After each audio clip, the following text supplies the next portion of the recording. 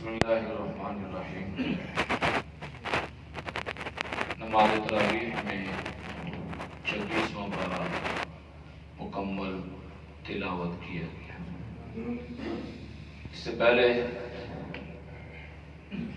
اس پارے میں 24ویں پارے میں بھی اللہ نے آپ صلی اللہ علیہ وسلم کی عظمت کو بیان فرمایا، اور بالخصوص اللہ نے اس میں آخرت کا ذکر فرمایا اور قوموں کو عذاب سے ڈرایا گیا کہ وہ اقوام جنہوں نے انبیاء علیہ السلام کی تعلیمات کی نفی کی، ان پر دنیا میں اللہ کا عذاب اترا۔ قرآن کریم نے گزشتہ قوموں کے حالات کو تفصیلی بیان فرمایا ہے۔ وجہ یہ ہے کہ اس قوم کو تنبیہ کی گئی، اس سے ڈرایا گیا کہ اگر پہلی قومیں انبیاء علیہ السلام کی تعلیمات کی نفی کر کے، انبیاء علیہ السلام کی تعلیمات کا انکار کر کے اگر ان پر اللہ کا عذاب، اللہ کا غیظ و غضب اتر سکتا ہے دنیا میں، تو پھر آپ پہ بھی اتر سکتا ہے۔ لہذا انسان ایسی عادات اور ایسی تعلیمات سے اپنے آپ کو بچائے جن پہ چل کے انسان اللہ کے غضب کا حقدار ٹھہرتا ہے، اور ایسے طریقے کو اپنائے اور ایسی تعلیمات پر عمل کی کوشش کرے جس پر چل کر انسان اللہ کی رحمت کا حقدار بنتا ہے۔ چنانچہ اللہ نے صحابہ کا ذکر فرمایا، بطور مثال اور بطور نمونہ کے اللہ نے اس امت کے سامنے حضرات صحابہ رضوان اللہ علیہم اجمعین کا تفصیلی ذکر فرمایا۔ اس میں فرمایا کہ دیکھو، یہ جو وہ لوگ ہیں یہ ایمان لائے، اس زمانے میں ایمان لانا اپنے آپ کو موت کی دعوت دینے کے مترادف تھا، آسان نہیں تھا۔ اور آپ صحابہ کی تعلیمات کو پڑھتے ہیں کہ شروع میں جو مہاجرین تھے انہیں کتنی اذیتوں کا سامنا کرنا پڑا، کتنی مشقتیں انہیں برداشت کرنے پڑی اس دین کے لیے، اس کلمے کے لیے انہیں کن کن حالات سے دوچار ہونا پڑا، یہاں تک کہ بیوی ایک جگہ پہ، شوہر ایک جگہ پہ، اور ان کا ایک بچہ ایک تیسری جگہ۔ اب ایک کو دوسرے سے جدا کر دیا گیا، بیوی کو شوہر سے، شوہر کو بیوی سے، اولاد کو والدین سے، اولاد کو والدین سے، اور والدین کو اولاد سے۔ تو یہ مشقتیں اور مصیبتیں انہیں آئیں، لیکن استقامت کا پہاڑ بن گیا۔ انہیں دنیا کی کوئی پریشانی، کوئی مصیبت، کوئی کام ان کے راستے میں حائل نہ ہو سکا، اور وہ ایسا استقامت کا پہاڑ بنے کہ اللہ نے ان کی استقامت کی مثالیں قرآن میں دی اور فرمایا کأنہم بنیان مرصوص، گویا وہ سیسا پلائی ہوئی دیوار بن گئی۔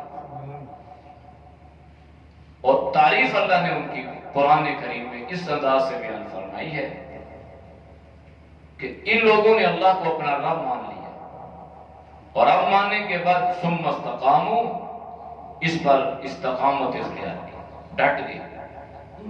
کوئی دنیا کی مصیبت، دنیا کا غم، دنیا والوں کی سازشیں، دنیا والوں کی تدبیریں ان کے رخ کو تبدیل نہ کر سکیں، یہاں تک کہ جب استقامت کا مظاہرہ کیا تو تتنزل علیہم الملائکہ، پھر اللہ نے ان پر فرشتوں کا نزول فرمایا، پھر اللہ نے ان کی مدد کے لیے فرشتے اتارے، کہیں بدر میں، کہیں احد میں، کہیں تبوک میں، کہیں حنین میں، کہیں ہجرت کے موقع پہ، تو اللہ کے فرشتے ملائکہ ان کی مدد کے لیے اترتے ہیں اور یہ آ کر انہیں یہ پیغام دیتے ہیں، یہ خوشخبریاں سناتے ہیں، چونکہ آپ نے اللہ کو رب مان لیا اور اس پر آپ ڈٹ گئے ہیں، تو لہذا اللہ تخافوا ولا تحزنوا، اب دنیا کی کوئی تدبیر بھی تمہیں خوف زدہ نہیں کر سکے گی، یہاں تک کہ تم دنیا کی سپر پاور سے بھی ٹکراؤ گے تو اس سپر پاور کا رعب اور دغدغہ بھی تمہیں مرعوب نہیں کر سکے گا۔ یہ چند بوریا نشین، اور صورتحال تو یہ تھی کہ فقر و فاقہ پر کئی کئی دن گزرتے تھے، لیکن ایمان کی حلاوت ایسی عطا فرمائی، نبی صلی اللہ علیہ وسلم کی محبت ایسی عطا فرمائی کہ روم جو اس وقت کا سپر پاور تھا اور جس سے بڑی بڑی طاقتیں ڈرتی تھی، یہ 500-550 کلومیٹر کا سفر کر کے گرمی کی حالت میں وہاں پہ پہنچے، اور ان کا رعب اور دغدغہ اللہ نے ایسا روم پہ ڈالا کہ وہ آپ کے مقابلے کے لیے نہیں آیا، وہ پہلے سے میدان چھوڑ کے بھاگ گیا۔ تو یہ اللہ نے ان کو یہ فرشتے اتارے اور اللہ نے ان کو یہ پیغام دیا کہ آپ ایمان والے ہو، اللہ تخافو، آپ پر کسی قسم کا کوئی خوف نہیں ہے، اگر خوف ہے تو صرف اللہ کا، کسی کی ڈر نہیں ہے، اگر ڈرنا ہے تو صرف اللہ سے ڈرنا ہے۔ کسی کے ہاتھ میں کیا ہے؟ وہ تو سارے اللہ کے محتاج ہیں، کسی کو کیا دینا ہے؟ دینے والا تو اللہ ہے، تو لہذا ڈرنا نہیں ہے، کسی کی طاقت سے مرعوب نہیں ہونا، کسی کی طاقت کا اثر نہیں لینا، ولا تحزنوا، اور نہ آپ نے غمگین ہونا ہے، نہ آپ نے پریشان ہونا ہے۔ وہ ابشروا بالجنہ، اور یہ فرشتے اترتے ہیں اور اتر کر کے ان کو جنت کی بشارتیں سناتے ہیں، تم تو جنتی ہو۔ سب کے ساتھ اللہ نے جنت کا وعدہ فرمایا، ہر صحابی رسول کے ساتھ اللہ نے قرآن کریم میں جنت کا وعدہ فرمایا، کلن وعد اللہ الحسنى، سب کے ساتھ۔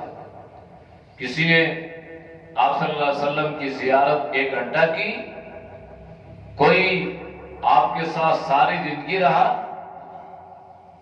کوئی مہاجرین میں سے ہو، انصار میں سے ہو، کہیں کا رہنے والا ہو، جنت کا وعدہ اللہ نے سب کے ساتھ فرمایا ہے۔ اس لیے مقام میں صحابیت یہ دنیا میں ایسا مقام ہے کہ جن کے مقدر میں تھا اللہ نے ان کو عطا کر دیا۔ اب قیامت کی صبح تک ولی پیدا ہوں گے، ابدال پیدا ہوں گے، اولیاء اللہ آتے رہیں گے، مفسر محدث فقہاء پیدا ہوں گے، لیکن یاد رکھیں کوئی صحابی پیدا نہیں ہوگا۔ اس لیے کہ جب آپ صلی اللہ علیہ وسلم دنیا سے تشریف لے گئے، خاتم النبیین تھے، لہذا نبوت کا دروازہ بھی بند ہو چکا اور صحابیت کا دروازہ بھی بند ہو چکا۔ صحابی اسے کہتے ہیں جس کو نبی صلی اللہ علیہ وسلم کی حالت ایمان میں صحبت میسر ہوئی۔ آج 21 رمضان مبارک ہے، اور پتہ ہے آج کس کی شہادت ہے؟ حضرت علی رضی اللہ تعالیٰ عنہ کی، اور 8 سال کی عمر میں اللہ نے یہ سمجھ عطا فرمائی۔ یہ تربیت کا اثر تھا نا، کیونکہ آپ کی تربیت نبی صلی اللہ علیہ وسلم کے پاس تھی، آپ کی کفالت آپ صلی اللہ علیہ وسلم کے زیر اثر تھی۔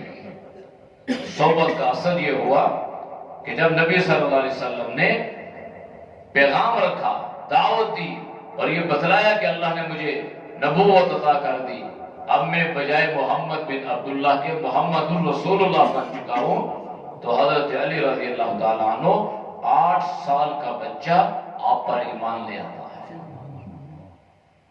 اور پھر چل کے اللہ نے کیا مقام اور مرتبہ عطا فرمایا۔ عام صحابہ کے لیے ہم کہتے ہیں رضی اللہ عنہ، حضرت علی کے لیے بھی رضی اللہ تعالیٰ عنہ، لیکن ان کے لیے ایک خاص جملہ اللہ کے نبی نے فرمایا، کرم اللہ وجہ، اللہ تیرے چہرے کو باعزت بنائے، اللہ تیری تکریم فرمائے۔ تو نبی صلی اللہ علیہ وسلم کے یہ صحابہ جو تھے مشقتیں تو برداشت کی، لیکن اللہ نے ان کو انعام عطا کر دیا، اور اللہ نے فرمایا کہ تم ایسی مقدس اور پاکیزہ جماعت ہو کہ نبی پر ایمان لائے ہو، نبی کی صحبت اختیار کی ہے، لہذا میں دنیا میں تم سے جنت کا وعدہ کرتا ہوں۔ ابشروا بالجنہ التی کنتم توعدون، یہ جنت کا وعدہ اللہ نے صحابہ سے فرمایا۔ نحن اولیاءکم فی الحیات الدنیا وفی الآخرہ، ہم تمہارے دوست ہیں، کارساز ہیں، دنیا کی زندگی میں بھی اور آخرت کی زندگی میں بھی۔ وَلَكُمْ فِيهَا مَا تَشْتَهِي أَنفُسُكُمْ وَلَكُمْ فِيهَا مَا تَدَّعُونَ، مقام اور مرتبہ یہ ہے کہ تمہیں جنت میں ہر وہ چیز ملے گی جو تم چاہو گے۔ وَلَكُمْ فِيهَا مَا تَشْتَهِي أَنفُسُكُمْ، جو تمہارے جی میں آئے گا اللہ تمہیں عطا کر دے گا، اور ہر وہ چیز اللہ تمہیں عطا کرے گا جس کا اللہ نے تم سے وعدہ کیا۔ نُزُلًا مِّن غَفُورٍ رَحِيمٍ، آج انسان کسی کے گھر میں مہمان جائے نا تو انسان فخر سے کہتا ہے میرے گھر میں فلاں مہمان آیا تھا۔ علماء کو تو نہیں، دنیا دار طبقے کو انسان بڑی ترجیح دیتا ہے، فلاں کریکٹر آیا تھا، فلاں اداکار آیا تھا، یہ انسان کہتے ہیں۔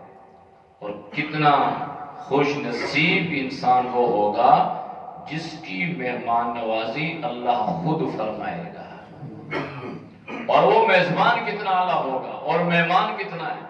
تو اللہ نے ذکر فرمایا نزلا من غفور رحیم، یہ جو ہے نا یہ آج آپ کی مہمان نوازی کی جا رہی ہے رب کی طرف سے، غفور الرحیم کی طرف سے۔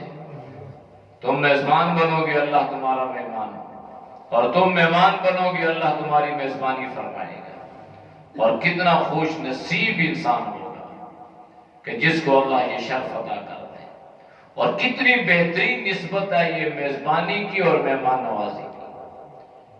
تو ہم میں سے ہر ایک چاہتا ہے کہ ہم اچھے لوگوں کے مہمان بنے اور اچھے لوگ ہمارے مہمان بنے۔ تو یہ صحابہ کتنے خوش نصیب ہیں، یا آپ صلی اللہ علیہ وسلم کی مقدس اور پاکیزہ جماعت کتنی سعادت والی ہے کہ اللہ ان کے لیے خود فرما رہا ہے کہ میں تمہاری مہمان نوازی کروں گا۔ پھر اللہ نے فرمایا کہ دیکھو دنیا میں انسان نے اپنے آپ کو بھی برائی سے بچانا ہے اور دوسروں کو بھی برائی سے بچانا ہے۔ اب کسی آدمی کو برائی سے نکالنا یہ آسان نہیں ہے۔ کسی کو نماز کی آپ دعوت دیں وہ آپ سے الجھ پڑے گا، کسی کو کوئی اچھائی کی ترغیب دیں، برائی سے منع کریں تو آپ سے لڑ پڑے گا۔ تم میرے ذمہ دار ہو، تم میرے ٹھیکیدار ہو، تمہیں کس نے یہ اختیار دی ہے؟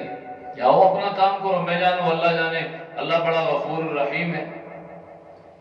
تو اللہ نے قرآن میں یہ ضابطہ بیان کیا ہے، دیکھو وَمَنْ أَحْسَنُ قَوْلًا مِّمَّنْ دَعَا إِلَى اللَّهِ، اللہ ہمیں قرآن سمجھنے کی توفیق عطا فرمائے۔ قرآن کس طرح ہماری رہنمائی کر رہا ہے؟ قرآن ایک ایسی اللہ کی کتاب ہے نا کہ اس قرآن کی وجہ سے اللہ انسان کو ایمان کی حلاوت اور مٹھاس عطا کرتا ہے۔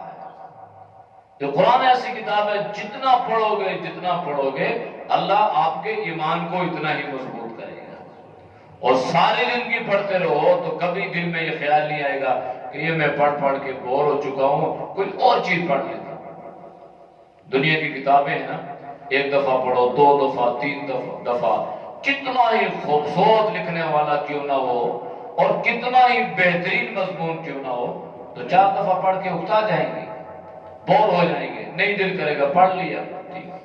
کہ قرآن میں اللہ نے ایسی حلاوت اور مٹھاس رکھی ہے کہ ہر دفعہ پڑھیں گے اللہ ایک نیا ذائقہ، نئی چاشنی عطا فرمائے گا، اور پہلے سے زیادہ لطف اور حلاوت نصیب ہوگی۔ تو اس لیے اللہ نے فرمایا کہ دیکھو کام تو کرنا ہے، لوگوں کو اچھائی پہ تو لانا ہے، تو اس کے لیے طریقہ کیا کرنا ہے؟ وَمَنْ أَحْسَنُ قَوْلًا مِّمَّنْ دَعَا إِلَى اللَّهِ، فرمایا کہ یہ جو قول ہے نا جو آپ کسی کو اچھائی پر لانے کے لیے کہتے ہیں۔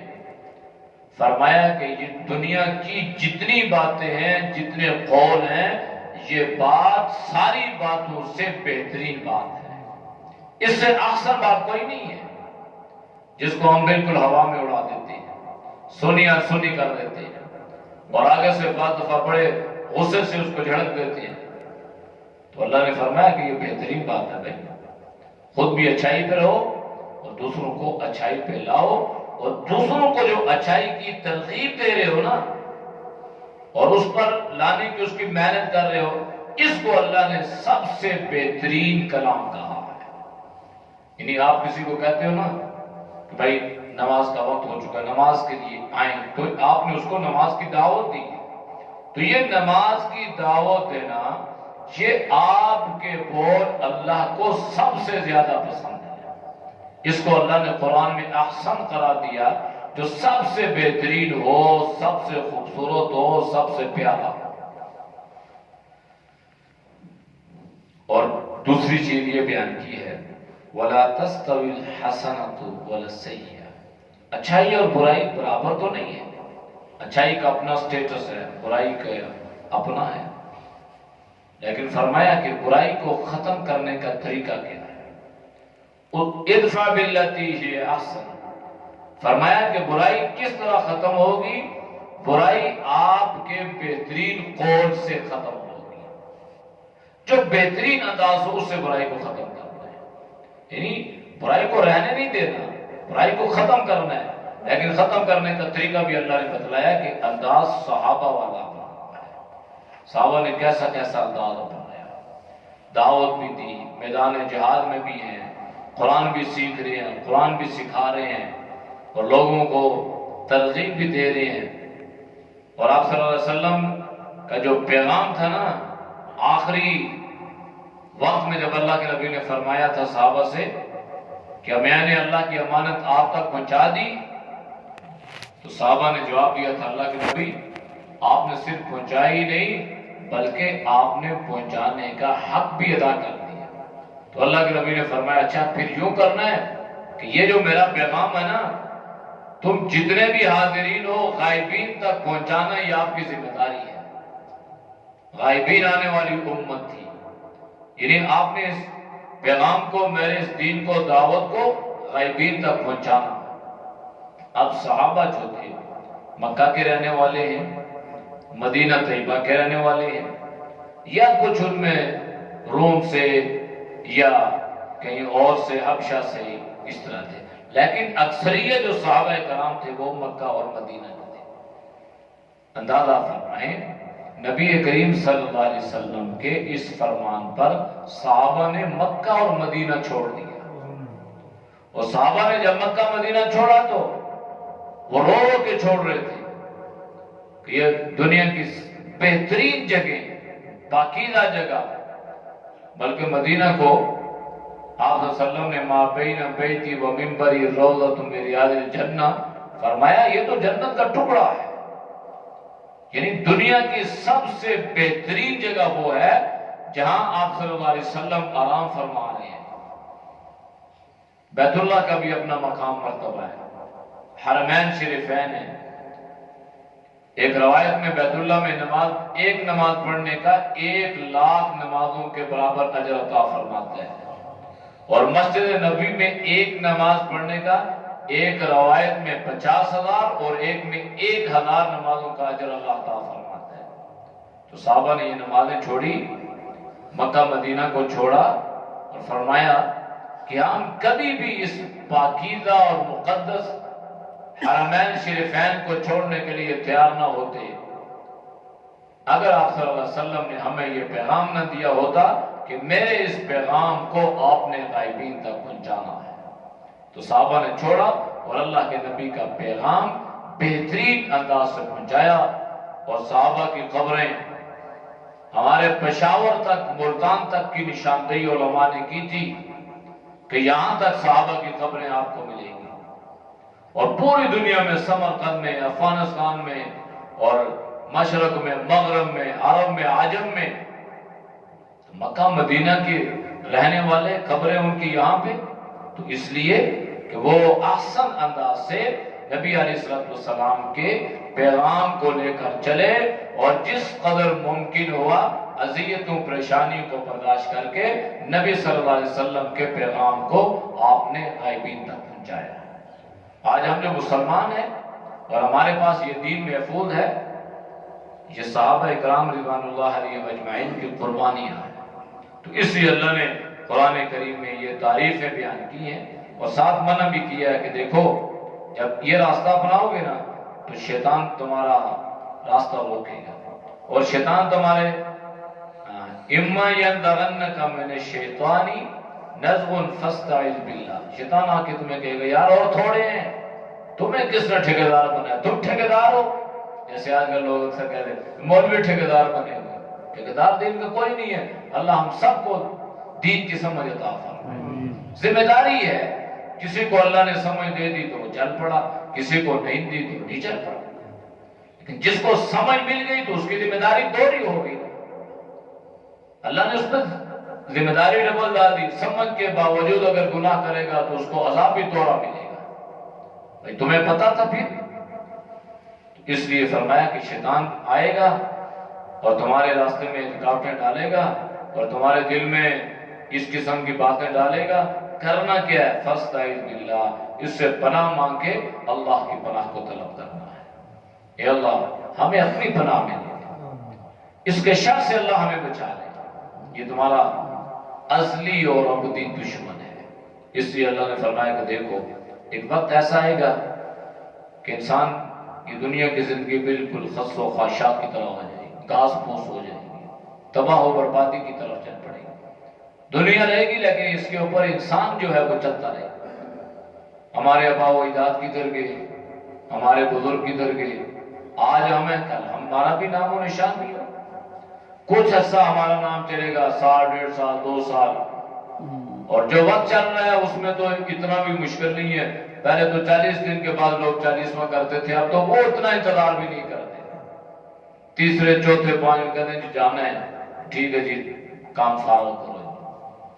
تو اب تو یہ صورتحال آ گئی ہے، لیکن انسان کو اپنی فکر کرنی ہے۔ صورتحال یہ الیہ یرد علم الساعة وما تخرج من ثمرات من اکمامها وما تحمل من انثى ولا تضع الا بعلمه۔ ہر چیز کا علم اللہ نے پاس رکھا ہے۔ قیامت آئے گی، آپ صلی اللہ علیہ وسلم نے بتلایا، نشانیاں بتلائی کہ بھائی قیامت آئے گی اور قیامت سے پہلے کیا کیا نشانیاں ظاہر ہوں گی اور اپنے آپ کو کس طرح ان فتنوں سے محفوظ کرنا ہے۔ ایک حدیث میں اللہ کے نبی نے فرمایا کہ قرب قیامت میں فتنوں کی بھرمار ہوگی اور یوں فتنے آئیں گے، ایک فتنے کے اوپر دوسرا فتنہ، کہ جس طرح ہار ٹوٹتا ہے نا، اور ہار ٹوٹنے کے بعد اس کے دانے جو ہے پہ در پہ لگاتار ایک دانہ گرا، دوسرا گرا، تیسرا گرا، تو فرمایا کہ کس طرح فتنے آئیں گے۔ تو صحابہ نے پوچھا اللہ کے نبی ان فتنوں سے بچنے کا طریقہ کیا ہوگا؟ اس زمانے کے لوگ ان فتنوں سے اپنے آپ کو کیسے بچائیں گے؟ تو اللہ کے نبی نے فرمایا جو قرآن سے جڑ گیا فتنوں سے بچ گیا، جو قرآن سے ہٹ گیا فتنوں میں پھنس گیا۔ قرآن والے فتنے کا شکار نہیں ہوں گے، قرآن والوں پر فتنوں کا اثر نہیں ہوگا، جو قرآن سے کٹے ہیں وہ فتنے ان کو بہا کے لے ہیں۔ اللہ حفاظت فرمائے۔ اس لیے اللہ پاک نے ان صورتوں میں تفصیلاً اس چیز کو بیان فرمایا ہے۔ اللہ پاک ہم سب کو دین کی سمجھ عطا فرمائے۔